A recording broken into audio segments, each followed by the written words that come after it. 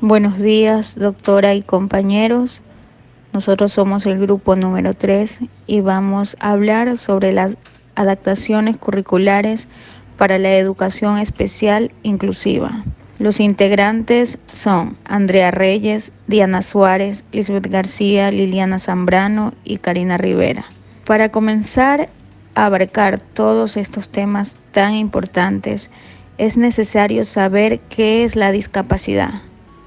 Esta es una falta o limitación de alguna facultad física o mental que imposibilita o dificulta el desarrollo normal de la actividad de una persona. ¿Qué son las adaptaciones curriculares? Son modificaciones que se realizan en los elementos del currículo, como los objetivos, destrezas, metodología, recursos, actividades, tiempo de realización de la tarea. El principal responsable de realizar las adaptaciones curriculares es el docente, quien cuenta con el apoyo del DECE y los jefes de área.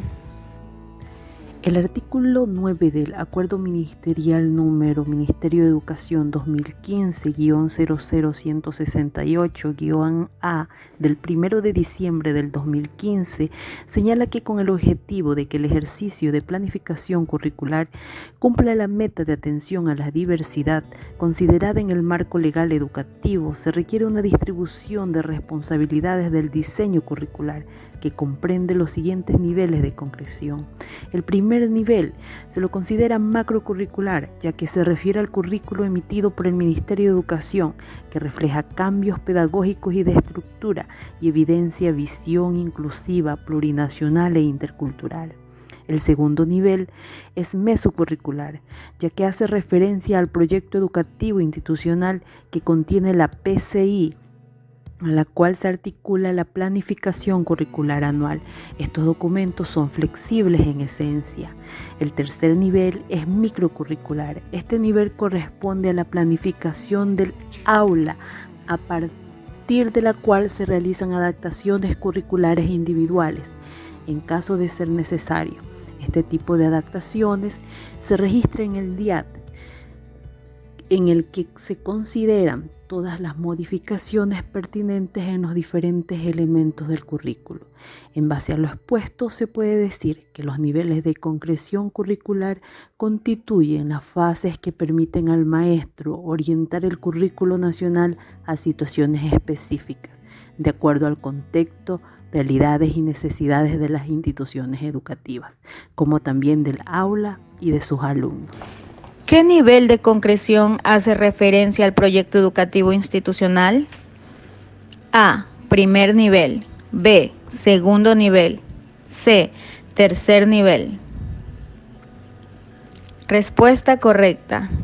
B. Segundo nivel, ya que este pertenece al mesocurrículo y hace referencia al PCI, Programa Curricular Institucional.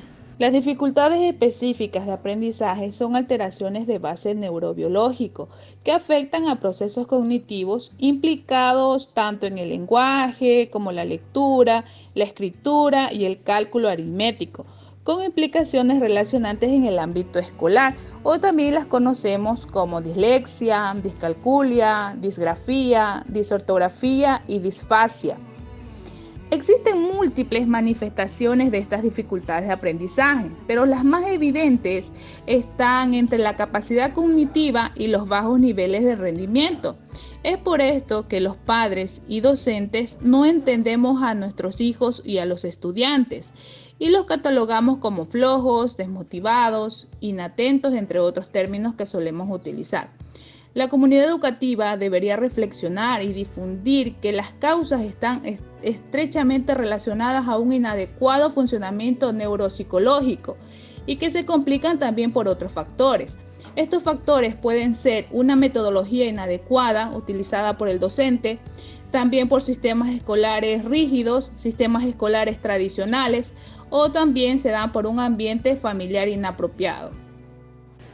¿Quién elabora el DIAC? A. Rector. B. Inspector. C. Docente tutor. D. Ninguno de los anteriores. La respuesta correcta es la C, docente tutor, ya que es quien detecta primero en el estudiante alguna necesidad especial. Trastornos del comportamiento. Trastornos de déficit de atención con hiperactividad, TDAH. Se trata de un trastorno neurológico por el cual el individuo presenta dificultades para mantener la atención, seguir reglas, planificar y organizar actividades. Este trastorno perdura hasta la edad adulta, aunque su intensidad va disminuyendo conforme pasa el tiempo. Puede ser de 3 tipos: inatento, hiperactivo impulsivo y combinado.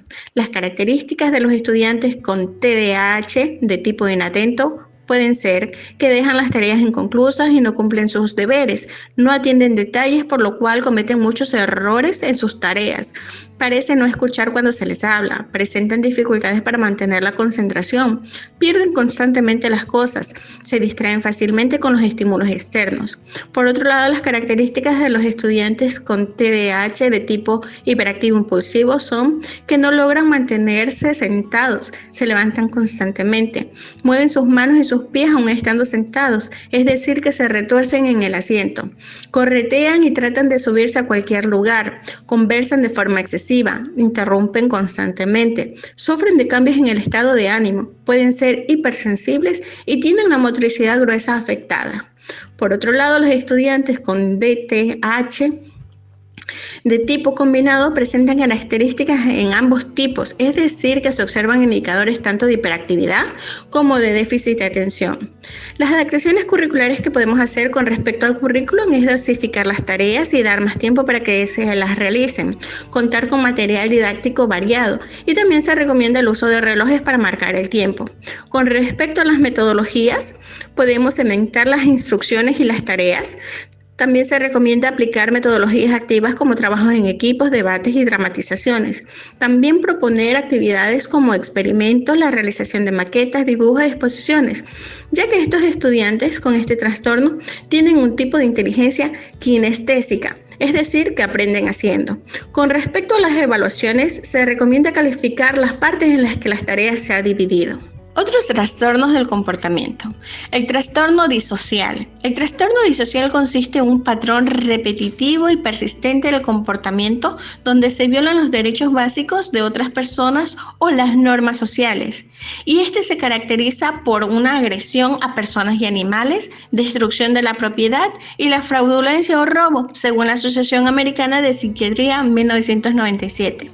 Las características, se muestra crueldad y despreocupación por los sentimientos de los demás, es decir, falta de empatía.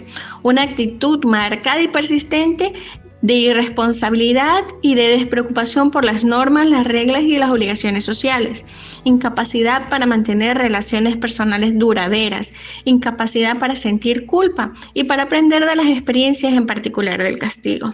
Otro trastorno es el negativista desafiante. Sus características es que el estudiante siempre está enfadado, irritado y con frecuencia pierde la calma. Discute y demuestra una actitud desafiante. Discute también con la autoridad y los adultos y a menudo molesta a los demás deliberadamente. Sobre todo muestra una actitud vengativa. Las adaptaciones curriculares. En el caso del currículum, es primordial determinar el nivel real del estudiante, así como los recursos pedagógicos y los materiales con los que se disponen. Es posible que solo se requiera hacer adaptaciones de segundo grado o no significativas. En cuanto al ámbito académico, es necesario analizar las destrezas básicas que el estudiante requiere desarrollar para lograr una verdadera inclusión, garantizando la participación del estudiante en proyectos y su éxito por medio de las exposiciones públicas y el reconocimiento social. En el caso de las enfermedades catastróficas, la movilidad humana, los menores infractores, las víctimas de violencia y las adicciones, es imprescindible el apoyo del DESE, pues todos estos casos necesitan un acompañamiento psicológico. Además, es posible que se requieran hacer adaptaciones curriculares, las cuales deberán reflejarse en el DIAD y además de los instrumentos técnicos de planificación. ¿Cuál de las siguientes características no pertenece al trastorno de comportamiento disocial? 1. Falta de empatía. 2. Actitud irresponsable. 3. Actitud vengativa. 4. Relaciones no duraderas. Respuesta: actitud vengativa. ¿Qué entendemos por discapacidad auditiva? La discapacidad auditiva lo presenta aquella persona que no puede escuchar normalmente, debido a que presenta algún tipo de anormalidad en el órgano de la audición, el oído. La discapacidad auditiva se conoce como sordera cuando existe ausencia total del sentido de la audición, o como hipacusia cuando la persona escucha solo un poco y puede mejorar su audición a través de un audífono. Existen metodologías para promover la enseñanza y el aprendizaje significativo en niños que presentan esta discapacidad de audición. Tenemos el método oral, método gestual, lectura labiofacial y refuerzo visual. Tenemos también el método oral. Cuando el docente va a explicarle algo al niño, tiene que hacerlo de una forma normal, con una voz alta. No tiene que realizarlo ni rápido ni lento y tampoco gritar. Tiene que enseñar sobre todo con paciencia y dedicación y lo más importante, con amor. También tenemos el método gestual. Al momento de que le vamos a compartir al niño algún cuento, tenemos que utilizar nuestro gesto para que el niño pueda entender lo que quiere decir aquel contenido que queremos compartir. Tenemos también la lectura labiofacial. Muchos niños que presentan discapacidad auditiva captan la información visualmente, leyendo nuestros labios. El profesor debe de tener paciencia en articular cada una de las palabras que forma cada lección de una forma sencilla y clara y a una velocidad moderada para que el alumno pueda leer los labios. También tenemos el refuerzo visual. Este refuerzo visual se lo puede hacer a través de imágenes, mapas o pictogramas.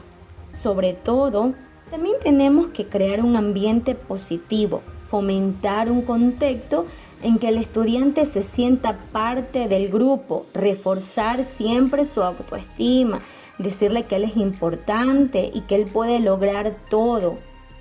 Y cada vez que él realice algún logro, siempre motivarlo, decirle que está muy bien, para de esta manera ir mejorando el proceso de enseñanza y aprendizaje en los estudiantes que presentan discapacidad auditiva. ¿Qué entendemos por discapacidad auditiva? A. Son aquellas que se presentan en una disminución importante en la capacidad de movimiento muscular. B. Es la falta de disminución o pérdida de la capacidad de oír. Respuesta correcta es la B. Falta de disminución o pérdida de la capacidad para oír.